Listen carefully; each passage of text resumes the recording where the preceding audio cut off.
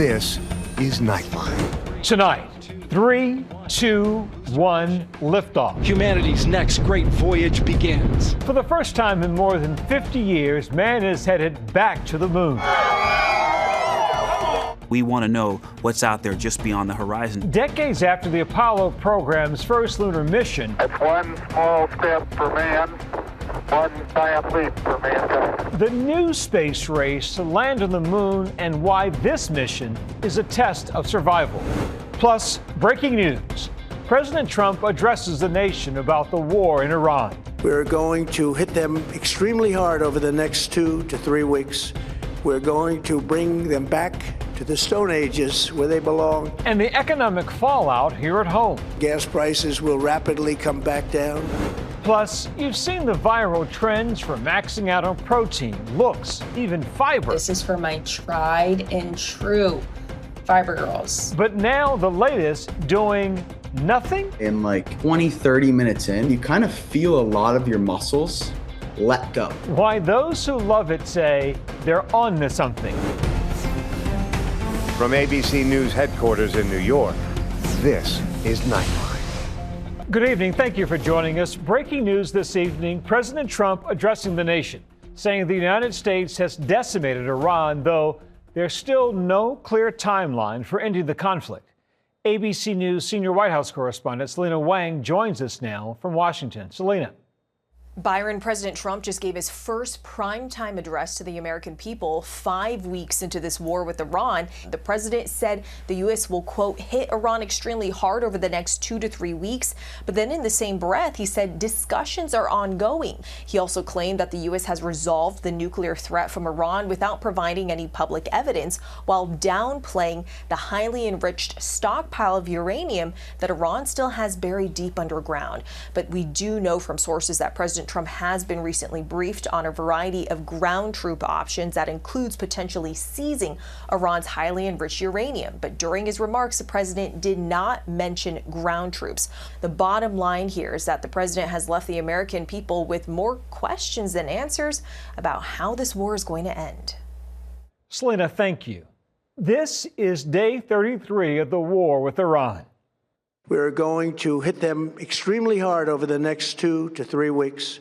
We're going to bring them back to the Stone Ages where they belong.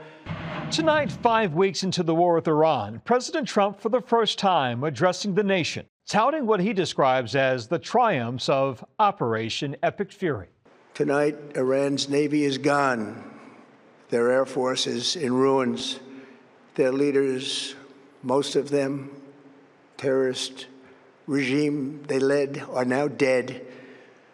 Their command and control of the Islamic Revolutionary Guard Corps is being decimated as we speak. The president also addressing the global oil crisis, calling on countries desperate for oil to, quote, take back the Strait of Hormuz, that critical waterway now effectively in Iran's chokehold.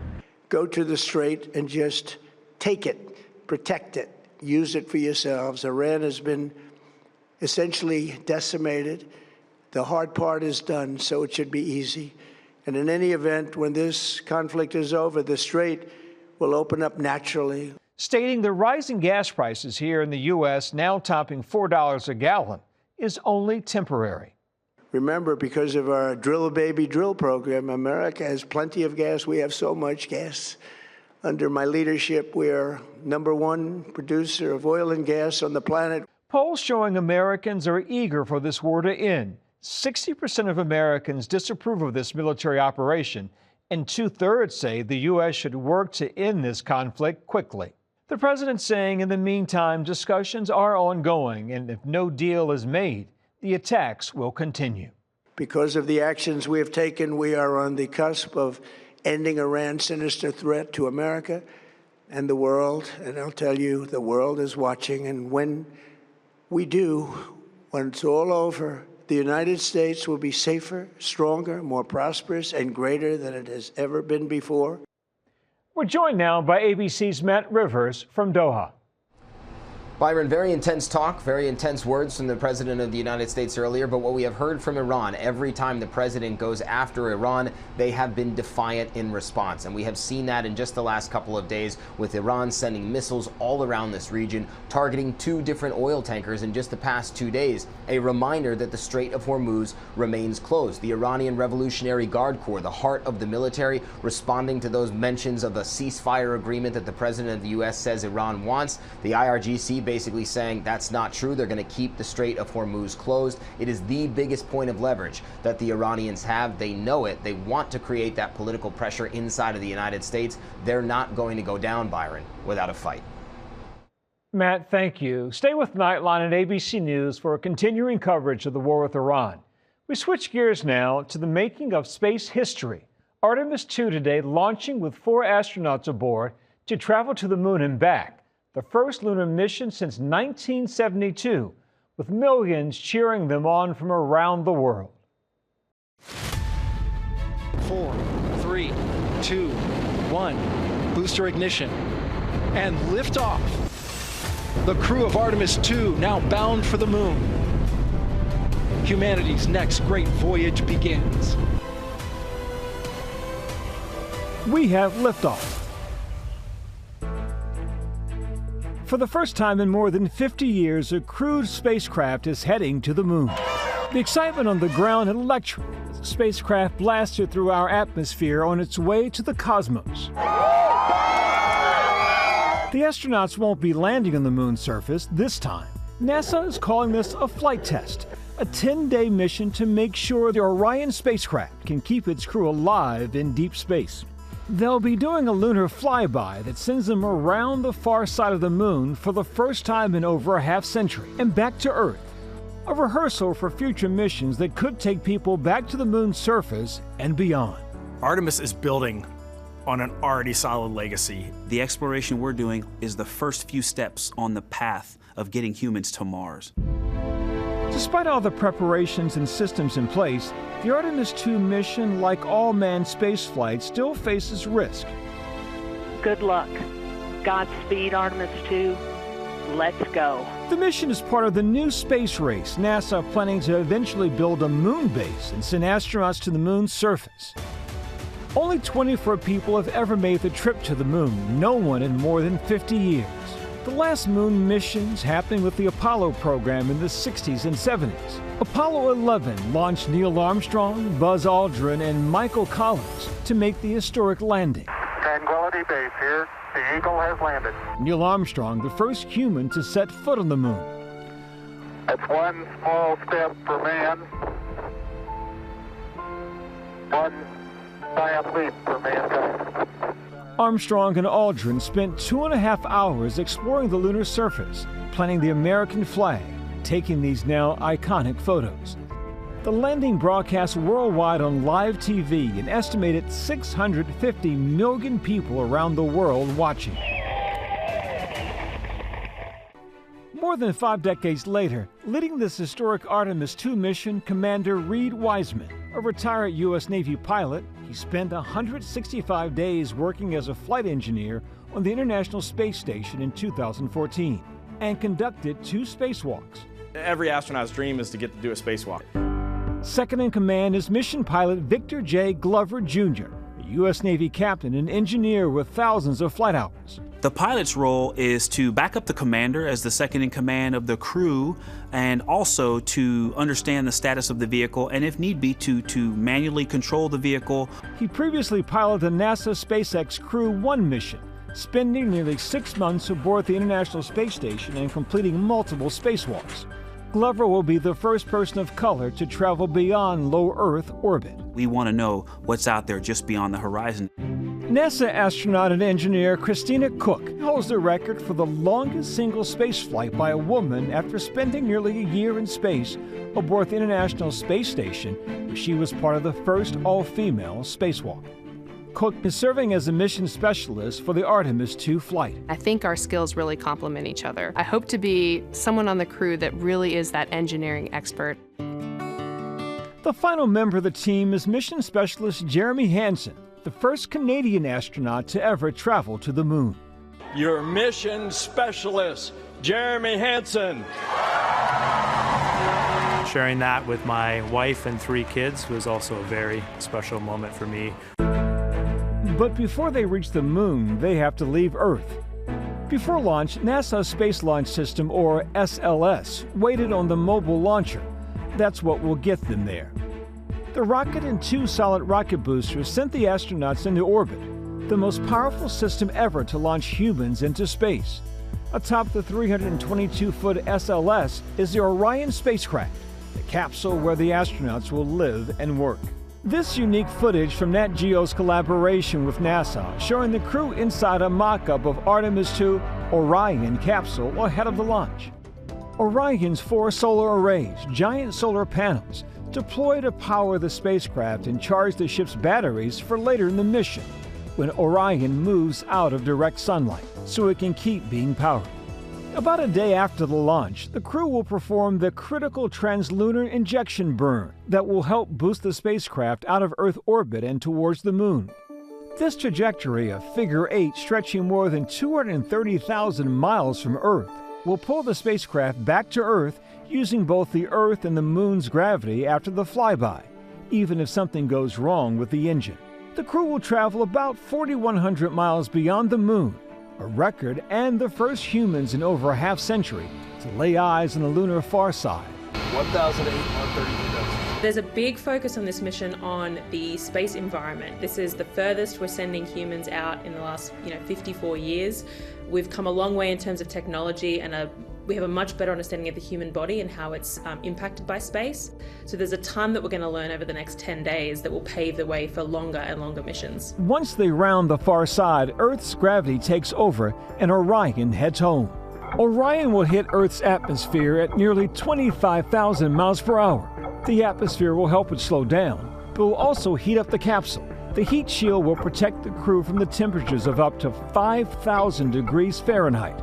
But the superheated air temporarily knocks out communications. 16 minutes after entering the atmosphere, Orion splashes down in the Pacific Ocean off the coast of California. Splashdown. Orion Artemis II mission completed. It's towed aboard for its trip back to Kennedy Space Center. When we come back, we're inside the high-tech training center where flight crews learn what to do when emergencies strike, how they say you can stay safest during air scares.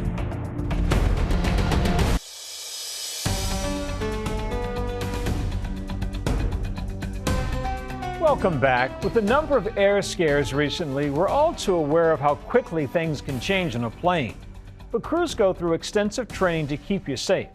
It's dramatic and realistic. They put ABC's Gio Benitez through some of that training.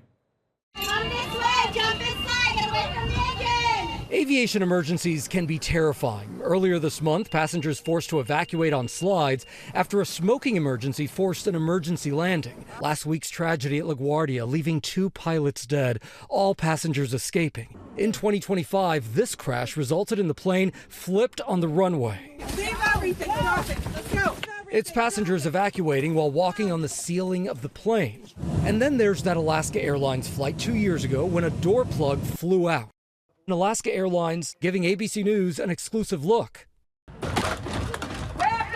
at how its crews prepare for real-world emergencies at their training facility outside Seattle. Send them away from the plane! Leave everything! Exit here! That crew, knowing what to do because they were trained well on our procedures, did everything right. I joined these flight attendants to train on a hyper-realistic mock aircraft, all to help you stay safe in an emergency. Leave everything! Watch as the cabin fills with smoke and we evacuate. You two, stay at the bottom, help people off! One type of emergency they train for, lithium-ion battery fires. Experts say keep lithium-ion batteries under the seat and accessible, not in the overhead bins. Can I get you out of the seats here, please? Watch as flight attendants use a fire extinguisher, protective gloves, and a fireproof containment bag. Last year, there were nearly 100 incidents involving lithium-ion batteries on planes, and Alaska estimates that there are between 500 and 800 devices on each flight. Sometimes you have smoke filling the cabin, or there's a battery fire, or a number of things that happen. So why is that training so important? It's important because in the air, You can rely on each other and your team to kind of take care of these items. We want them to be prepared for anything. Another life-saving tip, knowing how many rows there are between your seat and the nearest exit. So if the cabin fills with smoke and you can't see, you can at least feel with your hands and count your way to safety. Here we go. Training also includes water landings. So if there were a water landing, this raft would be inflated and you would be able to set up this canopy once you have everybody inside. It fits about 56 people. There are survival kits inside of here. And here's why it's so important to leave all carry-on bags and personal items behind in the event of an evacuation. Leave your stuff! Get out! Get out! Get out! Just like in this real emergency, it slows down the exit process. And if a fire was spreading quickly, it could mean the difference between life and death. The message for passengers, while you may be tempted to tune out those seemingly obvious pre-flight safety instructions, bringing them front of mind could save you critical seconds in the event of a real emergency. Our thanks to Gio. When we come back, it sent Elaine spiraling in Seinfeld. Gonna sit there staring at the back of the seat? That's it! I cannot take this! But now doing nothing is going viral.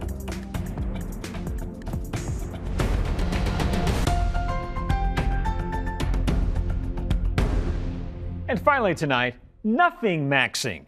It's turning into something. Here's ABC's Will Gantz.